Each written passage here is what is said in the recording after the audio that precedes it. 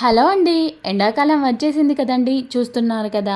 ఒక పక్క AC, fan తిరుగుతుండంగానే ఇంకో పక్క మనకి చెమటలు పట్టేస్తున్నాయి.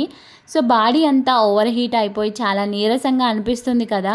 మరి ఎండల నుండి మన బాడీని కూల్‌గా, యాక్టివ్‌గా ఎలా ఉంచుకోవాలో ఈరోజు కొన్ని బెస్ట్ ఫుడ్స్ గురించి తెలుసుకుందామండి. అందులో మొట్టమొదటిది ఏంటంటే మన అందరి ఇళ్లలో ఉండేదే అండి. సో, మీ అందరికీ తెలిసింది కూడా. సో, ఎండాకాలం వస్తేనే ఫస్ట్ మనం షాప్‌కెళ్ళి ఇదే కొంటాం కావచ్చు. సో, మొదటిది మట్టి కుండ నీళ్ళండి. మనలో చాలామంది పనిలో పడి అలసిపోయి రాగానే ఫ్రిడ్జ్ వాటర్ గటగటా తాగేస్తుంటారు. కానీ దానివల్ల గొంతు ఇన్ఫెక్షన్స్ వస్తాయి. అందుకే మన పాత పద్ధతిలో ఒక మట్టి కుండ లేదా కూజు తీసుకోండి.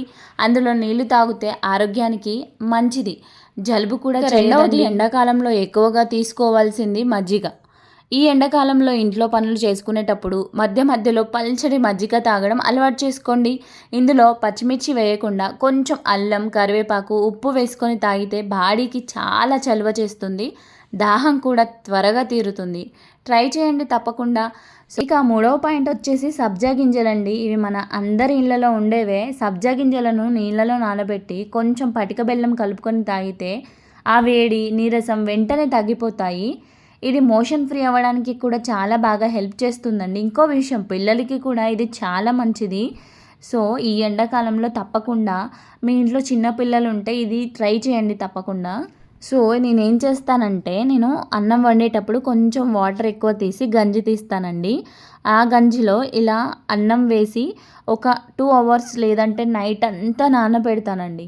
సో, ఆ నానబెట్టిన దాన్ని మార్నింగ్ టైంలో బ్రేక్‌ఫాస్ట్‌గా తీసుకుంటామన్నమాట. సో, ఇది సమ్మర్‌లో తీసుకుంటే పిల్లలకి చాలా మంచిది. రెగ్యులర్‌గా ఇవ్వడానికి ట్రై చేయండి. సో, నెక్స్ట్ వన్ వచ్చేసి సగ్గుబియ్యం జావా అండి. సాయంత్రం పూట పిల్లలకి, మనకి సగ్గుబియ్యం జావా తాగడం వల్ల చాలా లాభాలున్నాయి. పాలు పడని పిల్లలకి వట్టి సగ్గుబియ్యం జావా కాచి ఇవ్వచ్చు.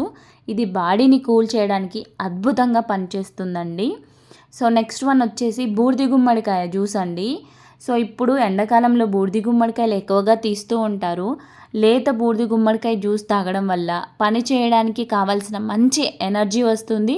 బాడీ హీట్ తగ్గుతుంది. అలాగే ఎండాకాలంలో చాలామందికి వచ్చే కాళ్ళ నొప్పులు కూడా తగ్గుతాయి. దీనితో పాటు ఈ సీజన్లో దొరికే తాటి ముంజలు, కీరకాయ కూడా రెగ్యులర్గా తీసుకోండి. సో, ఫ్రెండ్స్, ఇంటర్నెట్లో ఎన్నో టిప్స్ చూస్తుంటాం. కానీ ఇందులో మీకు ఏది బాగా సెట్ అవుతుందో ఆ 1 లేదా 2 టిప్స్ని మీ డైలీ రొటీన్లో భాగం చేసుకోండి. ఇంట్లో పెద్దవాళ్ళు చెప్పే పాత అలవాట్లను పాటిస్తే ఈ సమ్మర్ని ఈజీగా దాటేయొచ్చు.